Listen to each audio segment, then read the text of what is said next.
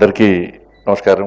గౌరవనీయులు పెద్దలు శ్రీ సిహెచ్ విద్యాసాగర్ గారు రచించినటువంటి ఉనిక చిన్నమునేని స్వీయ చరిత్ర పుస్తకావిష్కరణ కార్యక్రమంలో ముఖ్య అతిథిగా వచ్చేటువంటి గౌరవనీయులు పెద్దలు రాష్ట్ర ముఖ్యమంత్రి వర్యులు శ్రీ రేవంత్ రెడ్డి గారు, హర్యానా గవర్నర్ గౌరవనీయులు దత్తాత్రేయ గారు, ఒరిస్సా గవర్నర్ గౌరవనీయులు హరిబాబు గారు, గౌరవ రాష్ట్ర మంత్రులు శ్రీ శ్రీధరబాబు గారు, శ్రీ పొన్నం ప్రభాకర్ గారు, parliamentary party board member Rajya Sabha సభ్యులు డాక్టర్ కె లక్ష్మణ్ గారు, మాజీ పార్లమెంట్ సభ్యులు శ్రీ సుబ్రహ్మరెడ్డి గారు, కరీంనగర్ మాజీ పార్లమెంట్ సభ్యులు శ్రీ వినోదరావు గారు, పెద్దలు శ్రీ రామచంద్రమూర్తి గారు, అదేవిధంగా ప్రతిమ అధినేత శ్రీ శ్రీనివాసరావు గారు, ఇతర పెద్దలందరికీ విచ్చేసినటువంటి అందరికీ కూడా హృదయపూర్వక నమస్కారాలు. మా కరీంనగర్ జిల్లా ముద్దుబిడ్డ, మీ అందరం ప్రేమ ఆప్యాయతతోని అభిమానంతో పిలిచేటువంటి సాగర్జీ అని పిలుచుకునే మా సాగర్జీ రచించినటువంటి ఈ పుస్తకావిష్కరణ కార్యక్రమం పాల్గొనడం చాలా సంతోషం. ఎందుకంటే ఈరోజు స్వామి వివేకానంద జయంతి, జాతీయ యువజన దినోత్సవం. అందుకే స్వామి వివేకానంద యొక్క ఆశయాలను ఆలోచనను పుణికిపుచ్చుకున్న వ్యక్తి కాబట్టే మా విద్యాసాగర్ నిత్య యువకునిలాగా ఇప్పుడు చూసిన 16 ఏళ్ళ యువకులాగా కనబడతా ఉంటాడు. ఒక కమ్యూనిస్టు కుటుంబంలో పుట్టినటువంటి ఒక స్వయం సేవకుడు, ఒక కాషాయవాది. ఎందుకంటే మొదటి నుంచి కూడా విద్యార్థి పరిషత్ కార్యకర్తగా అనేక విద్యార్థి ఉద్యమాలు నిర్వహించి ఆ రోజు విద్యార్థి పరిషత్ కార్యకర్తతో పాటు యువమోర్చా, భారతీయ జనతా పార్టీలో అనేక బాధ్యతలు నిర్వహిస్తూ నక్సలైట్లు దాడి చేసినప్పుడు కూడా, చంపుతామని బెదిరించినప్పుడు కూడా, దాడులు చేసినప్పుడు కూడా, బతుకుతామా చస్తామా తెలియని పరిస్థితుల్లో కూడా ఏ రోజు కూడా నమ్మిన సిద్ధాంతాన్ని విడవకుండా నిత్యం ఒక జాతీయవాదంతో పార్టీ ప్రతిష్ట కోసం పాటుపడిన వ్యక్తి శ్రీ సిహెచ్ విద్యాసాగర్ గారు. భారతీయ జనతా పార్టీ ఉమ్మడి రాష్ట్రానికి అధ్యక్షుడిగా, కరీంనగర్ పార్లమెంటుకు 2 సార్లు ఎంపీగా ఉండి, నేను ప్రస్తుతం నిర్వహిస్తున్నటువంటి హోంశాఖ సహామంత్రుల బాధ్యతలు నిర్వహిస్తున్న వ్యక్తి విద్యాసాగర్ గారు. ముఖ్యంగా చాలామంది మాట్లాడేది ఉంది కాబట్టి ఒక 2-3 విషయాలు చెప్పి ముగిస్తాను. నేను భారతీయ జనతా పార్టీలో ఈ తెలంగాణ నినాదాన్ని, ఈ తెలంగాణ వాదాన్ని తీసుకోవడానికి గొప్ప వ్యక్తి విద్యాసాగర్ గారు.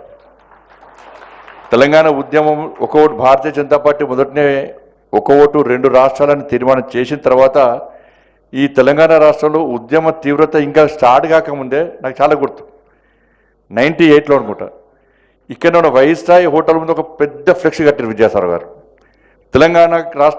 తెలంగాణకు స్వాతంత్రం ఎప్పుడు వచ్చిందో తెలుసా అని క్వశ్చన్ మార్క్తో పెడితే చాలామంది హేళనకు చూశారు. తెలంగాణ స్వాతంత్రం వచ్చేది, దేశానికి స్వాతంత్రం వచ్చేది, తెలంగాణ ప్రత్యేక దేశం అని చెప్పి చాలా సందర్భాలు అనేక రకాల వ్యంగ్యంగా మాట్లాడిన వ్యక్తులు ఉన్నారు ఇవాళ. కాబట్టి ఈరోజు 17th సెప్టెంబర్ తెలంగాణ రాష్ట్రానికి స్వాతంత్రం వచ్చిందంటే 1948 17th సెప్టెంబర్ అని చెప్పి ఈరోజు చెప్పుకుంటున్నామంటే నిజంగా తెలంగాణ విమోచన దినోత్సవం అంటేనే విద్యాసాగర్ గుర్తొస్తారు. ఇలా ఏ రాజకీయ పార్టీ చేయని సందర్భంలో భారతీయ జనతా పార్టీ రాష్ట్ర అధ్యక్షులు ఉన్నప్పటి నుంచి కూడా ఇప్పటివరకు కూడా తెలంగాణ విమోచన దినోత్సవాన్ని అధికారికంగా జరపాలని చెప్పి నిరంతరం పోరాటం చేస్తూ అనేక మంది కార్యకర్తలు లాఠీ దెబ్బలు, కాళ్ళు చేతులు విరిగినప్పుడు కూడా ఇక్కడ వెనుకడు వేయకుండా తెలంగాణ విమోచన దినోత్సవం అధికారికంగా జరపాలని చెప్పి భారతీయ జనతా పార్టీ ఏదైతే ఉద్యమం చేసిందో ఆ ఉద్యమానికి కర్త కర్మక్రియ శ్రీ విద్యాసాగర్ గారు. అద్వానీ గారి యొక్క నేతృత్వంలో, వాజ్పేయి గారి యొక్క ప్రభుత్వంలో పనిచేసిన వ్యక్తి నాకు చాలా గుర్తు.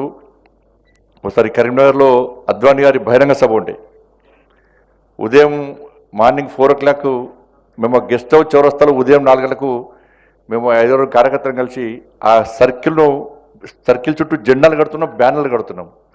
విద్యాసాగర్ గారు హైదరాబాద్ నుంచి వచ్చారు, అప్పుడే వస్తున్నారు కారులో ఆ గెస్ట్ హౌస్ దగ్గర. మార్నింగ్ 4 o'clock అక్కడ కారు ఆపి ఏం చేస్తున్నా ఇంకా అని చెప్తారు, ఫ్లెక్స్లు బ్యానర్లు కడుతున్నాం సార్ అంటే, ఇంకా పడుకోలేదా అన్నారు. లేదు సార్, ఇంకా 2 చౌరస్తాలు లేదు సార్, ఆ 2 చౌరస్తాలు అలంకరణ చేసాక పడుకుంటాం సార్, పడుకునే టైం ఉండదు సార్ అంటే వారు ఆశ్చర్యపోయి, నువ్వు ఇంకో సర్కిల్ పూర్తి చేసరికి ఎంత టైం పడుతుందంటే, సార్ మార్నింగ్ 7 అవుతుంది సార్ అని చెప్పాను. సరే 7 o'clock ఆ 2 సర్కిల్ జెండాలు కట్టిన తర్వాత నువ్వు స్నానం చేసి వెంటనే గెస్ట్ హౌస్కి వచ్చి నేను కలవాలని చెప్పన్నారు. ఉదయం గెస్ట్ హౌస్ పోయిన తర్వాత వాళ్ళ గన్మెన్ పిలిచి ఒక ఫ్లాస్కు, ఒక టీ కప్, ఒక బ్యాగ్ నా చేతికిచ్చి, నువ్వు అద్వానీ గారి వెంట నువ్వే ఉండాలి, అద్వానీ గారికి ఛాయ్ అంటే చాలా ఇష్టము, గంటకు ఛాయ్ తాగుతారు, ఆ ఛాయ్ ఇవ్వాల్సిన బాధ్యత మీదే అని చెప్పి అక్కడనే ఉన్నటువంటి డాక్టర్ జహన్వారావు గారు ఇల్లు చూపెట్టినట్టుగా వారి ఇంటి నుంచి ఛాయ్ తీసుకురావాలే నువ్వు ఇవ్వాలని చెప్పి ఆ రోజు ఆ బాధ్యతను అప్పయినాక ఉదయం నుంచి సాయంత్రం వరకు ఒక 100 ఛాయలు ఇచ్చిన అద్వాని గారికి. లాస్ట్కు చివరికి అద్వాని గారు పోయేటప్పుడు కూడా బుక్లో రాసిన చెప్తున్నారు, విజయసారి రాసిన చెప్తున్నారు. ఆ అద్వాని గారు పోయేటప్పుడు కూడా ఇవాళ మొత్తం నాకు ఈ మీటింగ్లు ఈ సమావేశం అంతా చూసినాక నాకు ఛాయ్ బాగా నచ్చిందని చెప్పి అన్నారట వారు కూడా. కానీ అంత అదృష్ట అవకాశం కూడా ఒక మాలాంటి అందరికీ ముఖ్యంగా రామకృష్ణ రెడ్డి గారు ఉన్నారు. వారు కూడా అనేక సందర్భాల్లో అనేక ఉద్యమాలు నిర్వహించి నమ్మిన సిద్ధాంతం కోసం పనిచేసిన మా ఇద్దరు అప్పుడు విద్యాసారావు గారు, మాకు రామకృష్ణారెడ్డి గారు, మా భారతీయ జనతా పార్టీ కరీంనగర్ జిల్లాకు సంబంధించిన వ్యక్తి. కాబట్టి ఇట్లా అనేక ఈ పుస్తకంలో కూడా ఇటువంటి మంచి మంచి అంశాలు మాలాంటి వ్యక్తులకు కానీ రాజకీయాలకు రావాలనుకున్నటువంటి నేటి వ్యక్తులకు కానీ స్ఫూర్తిదాయకమైన అంశాలు దీనిలో ఉంటాయని చెప్పి ఆశిస్తూ తప్పకుండా వీటిని ఆచరిస్తాం, ఆచరణలో చూపడతామని చెప్పి ఈ సందర్భంగా తెలియజేసుకుంటూ ముగిస్తున్నాను. భారత్ మాతాకి జై.